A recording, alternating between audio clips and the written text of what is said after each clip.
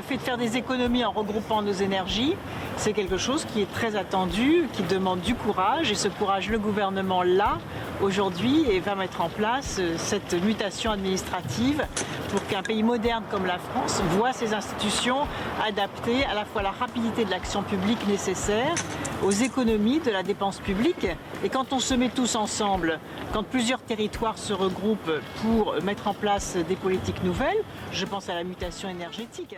Cet extrait, je l'avais en stock depuis longtemps, mais pas moyen de retrouver la date, le contexte, ni la question posée. Donc ça ne me semblait pas intéressant.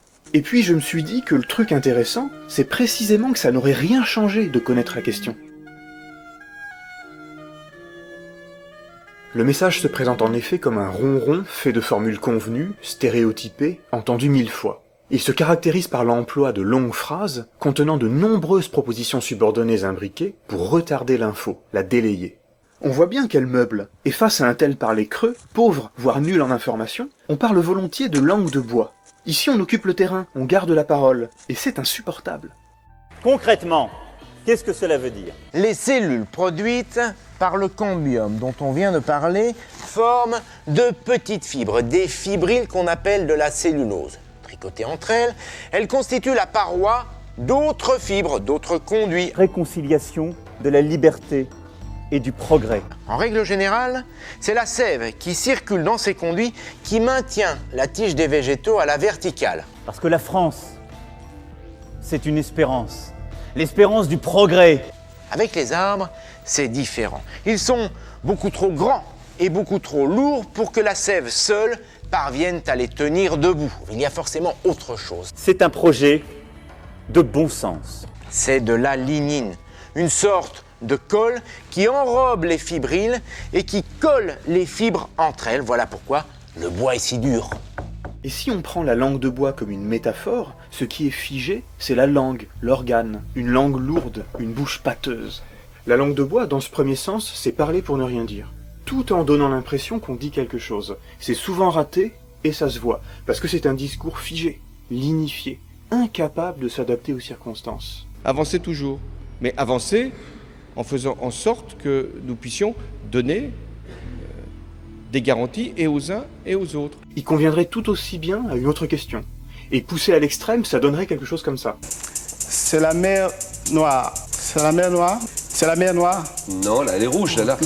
C'est la mer Noire. Oui. Sa fonction est de garder la parole sans donner la possibilité de la reprendre. La parole est alors détournée de l'une de ses fonctions principales, qui est de communiquer, de transmettre des idées, de transmettre des informations, dans le cadre d'un échange vivant avec un interlocuteur. La France est un moment de son histoire où il faut se concentrer sur l'essentiel. Et l'essentiel, c'est de redonner confiance aux Français dans leur avenir.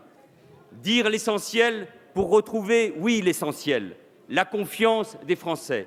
Ce n'est peut-être pas la forme de langue de bois la plus intéressante, mais son usage est très courant, et c'est assurément le plus comique. Faut être fier de gouverner la France, qui est un grand pays. Ces mots ne semblent pas prononcés par une langue organique, vivante, mais par une bouche mécanique, celle d'un robot. On voudrait tomber dans une espèce de langue qui se vide. Vous avez besoin d'une dizaine de concepts opérationnels, c'est-à-dire de mots qui ne veulent strictement rien dire, mais qui donnent l'impression de dire quelque chose. Là, je vous ai préparé une communication à 17 mots. C'est pour les besoins du spectacle, hein. C'est énorme.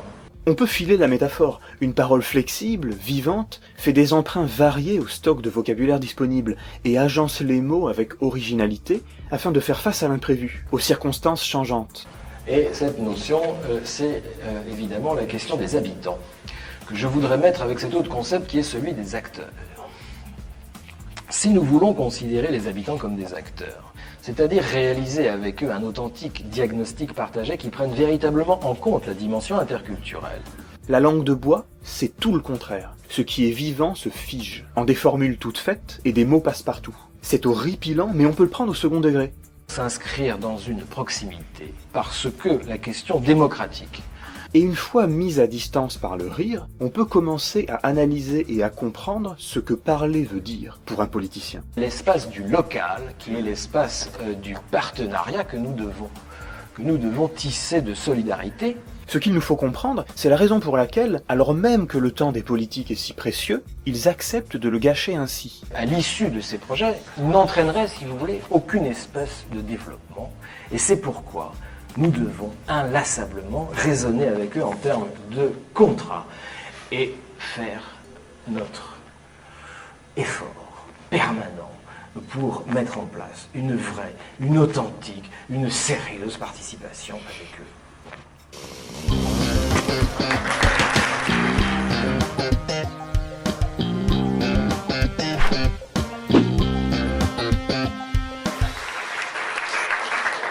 Mais je voudrais dire tout de suite une deuxième chose.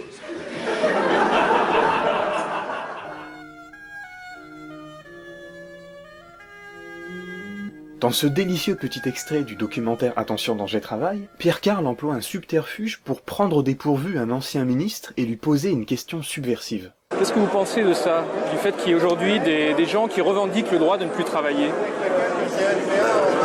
La chose la plus importante dans la vie, c'est la liberté, l'égalité, la fraternité. Ce sont les trois devises de la République. La question est dérangeante, mais on ignore si Douste-Blazy a vraiment écouté.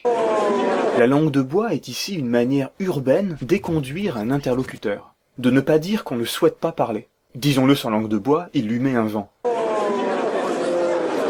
Mobiliser ces grandes valeurs consensuelles, c'est assez périlleux.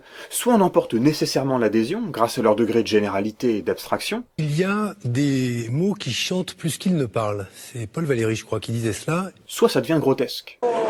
En tout cas, la fonction est claire, il s'agit de faire diversion. C'est une excellente occasion pour moi de le faire. Et je ne vous cache pas que je suis heureux de pouvoir le faire aujourd'hui. Parler aux Français est toujours une joie, c'est un honneur. Mais dans la circonstance actuelle, pour moi, c'est nécessaire. Et j'attendais, je ne vous le cache pas, ce moment avec un peu d'impatience. On a là le sens le plus courant finalement de la notion de langue de bois. Faire diversion, noyer le poisson, ne pas dire véritablement ce que l'on pense, ce que l'on sait, notamment lorsqu'on nous pose une question embarrassante. Alors, venons au fait. C'est un mot que vous employez vous aussi, le mot racaille. Ça fait à peu près 10 000 habitants. Moi, je suis tourné résolument vers l'avenir, pas vers le passé. Redonner à la France une ambition pour l'avenir. Tourner résolument vers l'avenir. C'est l'avenir de nos territoires que nous mettons en mouvement pour les générations futures. Résolument vers l'avenir. Il est très important que l'on retrouve des synergies entre régions. L'avenir. Des synergies pour les générations futures. Vers l'avenir. C'est l'avenir de nos territoires. Dissimuler nos pensées, nous le faisons quotidiennement, mais on s'accuse plutôt de mauvaise foi ou de ne pas être sincère, pas vraiment de pratiquer de la langue de bois. C'est qui a fini la mousse au chocolat? C'est le chat. Là, il n'y a pas langue de bois, mais tout simplement mensonge. Je crois qu'on n'est pas fait pour être ensemble. Mais restons amis. Là, on est déjà peut-être plus proches. Le problème, c'est que le théâtre social a besoin d'une certaine dose d'hypocrisie. Toute vérité n'est pas bonne à dire. Du coup, pour éviter de froisser, on l'enrobe souvent dans des euphémismes, dans des figures d'atténuation, pour rendre tout simplement la vie plus douce. Il semble donc que la langue de bois ne consiste pas qu'en un acte psychologique, mais elle se signale par un certain nombre de procédés linguistiques spécifiques. Mais la frontière entre simple précaution sémantique pour éviter de blesser et langue de bois reste floue. C'est pas ça la langue de bois.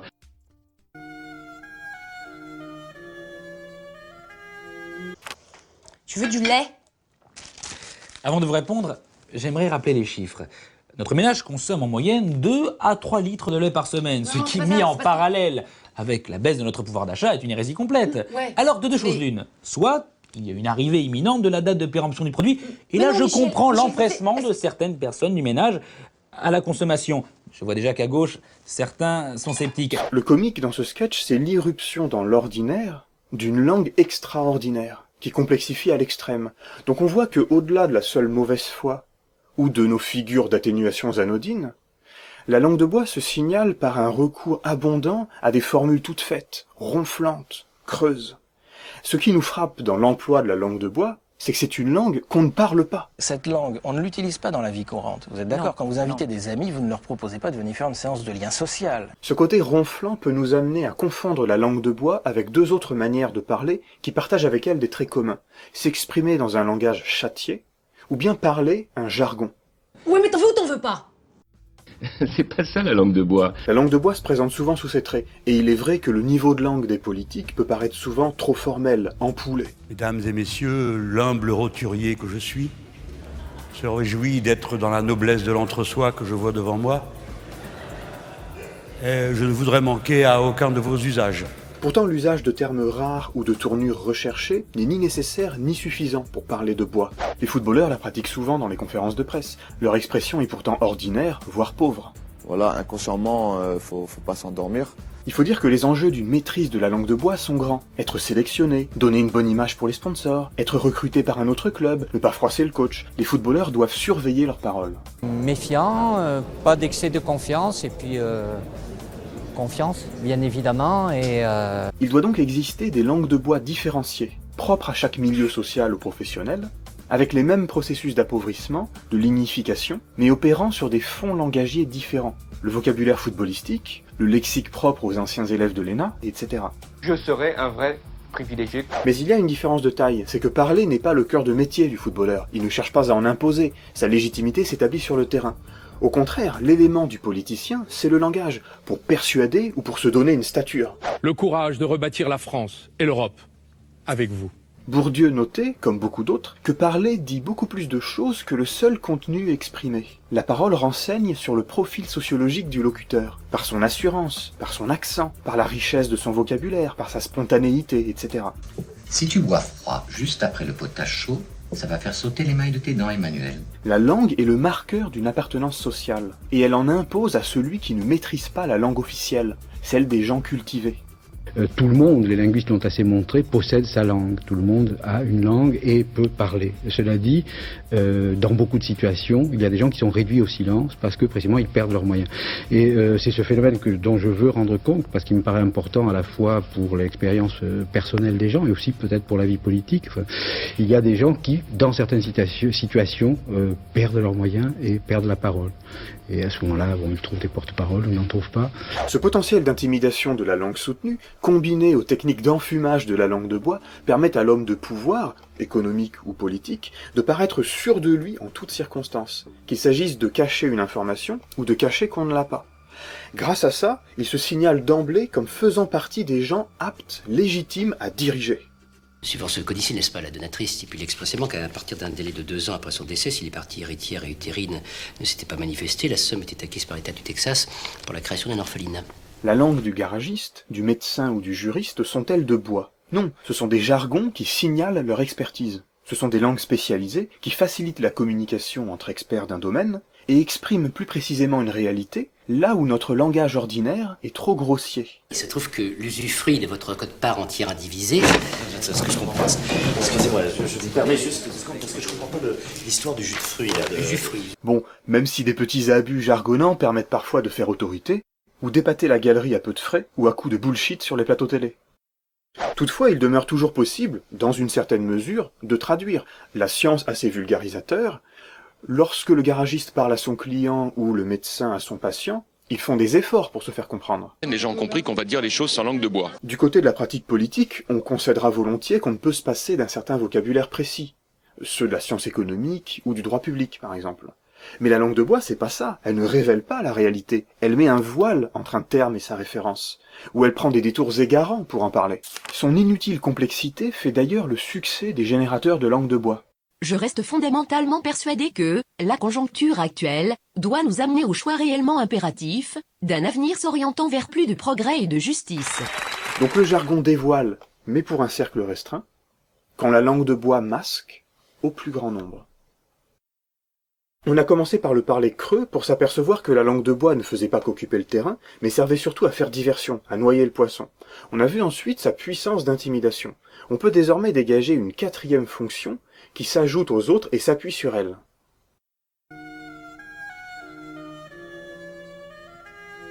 Personne n'invite ses amis pour faire une séance de lien social, personne ne dit « il serait bénéfique pour la communauté domestique de faire en sorte que la vaisselle soit faite ». Non, on demande qui fait la vaisselle. Dans une gauche audacieuse, réaliste, moderne et responsable. Ces tournures et ces mots qui pullulent chez les professionnels de la parole sont à la fois surprenants, parce que personne ne parle ainsi, mais aussi habituels, parce que c'est une petite musique qu'on entend quotidiennement, dans le poste de radio ou à la télévision. Dans ce monde difficile et incertain. Dans un monde compliqué, mondialisé et sous les coups de boutoir du terrorisme. Mais suffisamment diffusées, répétées et imitées, ces expressions prennent alors la place d'autres vocables et s'imposent comme les manières usuelles de parler des choses. On oublie que l'on peut nommer la même chose différemment. Et par là même, on oublie que l'on peut voir la même chose comme ceci au lieu de la voir comme cela.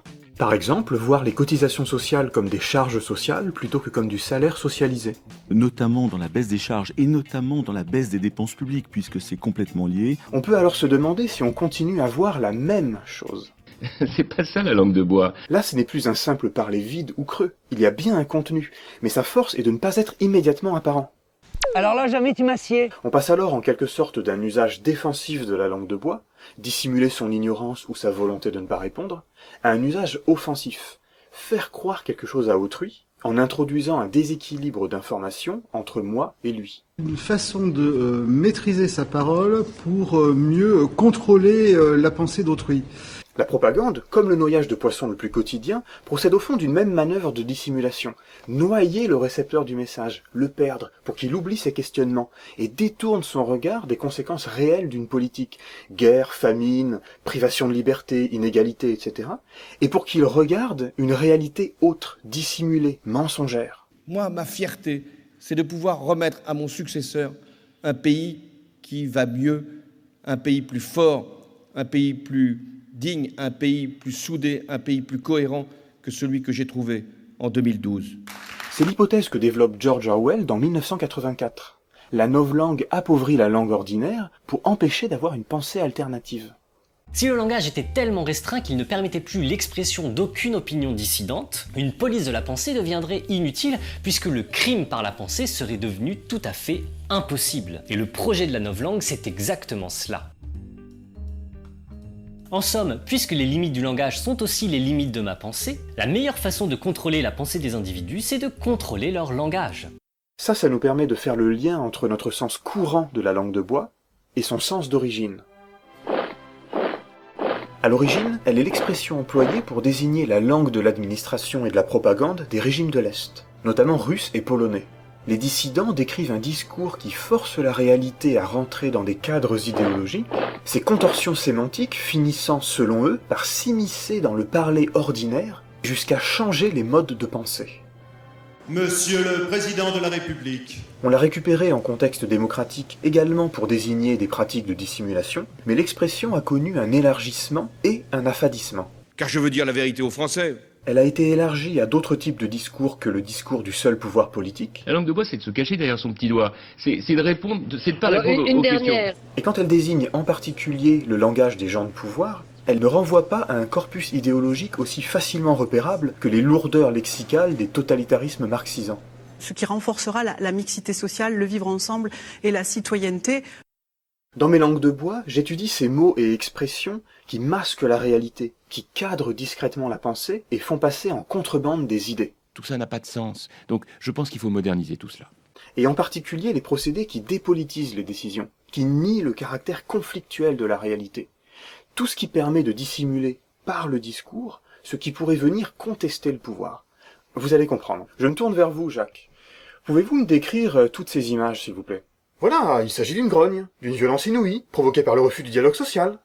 Pourtant, il est indispensable de faire en sorte que les réformes nécessaires soient mises en œuvre. J'ai déjà donné de quoi voir ce qui ne va pas dans cette première phrase.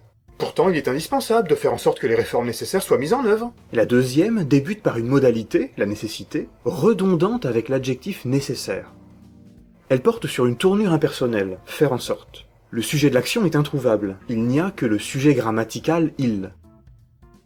La forme passive, être mise en œuvre, permet également de faire disparaître le sujet. Comme dans l'exemple suivant, le chat a mangé la souris. Vous pouvez mettre la phrase à la voix passive, la souris a été mangée par le chat. Mais vous pouvez aussi omettre le complément d'agent, la souris a été mangée. Point. Il ne reste plus que le sujet qui subit l'action. La construction même de la phrase rend impossible de repérer d'où vient la décision, ce qui permettrait de répondre à la question « qui ». Ensuite, l'adjectif nécessaire est ici employé en épithète, non en attribut, donc en utilisant un verbe. Comme dans la phrase « les réformes sont nécessaires ». Il est plus facile de contester cette attribution puisque l'affirmation porte sur les réformes. Mais en intégrant l'épithète au groupe sujet, on postule que les réformes sont nécessaires, et l'affirmation porte maintenant sur leur mise en œuvre. Qu'est-ce qui doit être mis en œuvre? Réponse: les réformes nécessaires. On vous a fait accepter l'idée que les réformes sont nécessaires. On voit ici que c'est au cœur même de la grammaire employée que l'idéologie se niche. Répétées, ces formules deviennent banales, donc ininterrogées, désarmantes pour la pensée critique, et les idées qu'elles supportent deviennent reçues, acceptées sans examen, au sens de Bourdieu. L'expression de Flaubert sur laquelle on ne réfléchit pas, le dictionnaire des idées reçues, ça veut dire des idées reçues par tout le monde, mais ça veut dire aussi des idées qui, quand vous les recevez, sont déjà reçues. Donc le problème de la réception ne se pose pas. Le problème de la communication, que ce soit la communication d'un livre, d'un message télévisuel, etc., le problème de la communication majeure, c'est est-ce que les conditions de réception sont remplies? Est-ce que celui qui écoute a le code pour décoder ce que je suis en train de dire, etc. Bon, quand vous envoyez une idée reçue, c'est comme si c'était fait. Le travail est résolu. Cette question de la manipulation par les mots n'est pas nouvelle. Si Socrate privilégiait le dialogue au discours devant une assemblée, c'est parce que la recherche de la vérité suppose que l'interlocuteur soit actif, qu'il puisse répondre, objecter. Une foule reçoit une parole à sens unique, et on peut aisément la séduire en flattant ses émotions. Socrate affrontait les sophistes, professeurs itinérants qui enseignaient aux jeunes et riches citoyens à captiver les assemblées et les tribunaux. Le sophiste sait que dans la cité, la multitude se décide en faveur de ce qui lui paraît juste, non de ce qui l'est réellement. Or, le sophiste sait maîtriser les apparences. Le grand sophiste Gorgias se vantait ainsi, grâce à son éloquence, d'être mieux en mesure que son frère médecin de persuader des patients de prendre leur traitement. Évidemment, nos sophistes disposent désormais de micros et de la télévision. On ne peut même plus nommer le réel. On voudrait tomber dans une espèce de langue qui se vide. Alors on a vu que la langue de bois renvoie à la fois à un acte de l'esprit, dissimuler ses pensées, à un ensemble de moyens linguistiques, des mots et des tournures, à des fonctions, meubler, faire diversion, intimider, manipuler, mais aussi à un contexte, notamment la position de pouvoir de celui qui s'exprime. Ces éléments se combinent en situation sans que l'on puisse vraiment en dégager des critères pour reconnaître infailliblement la langue de bois.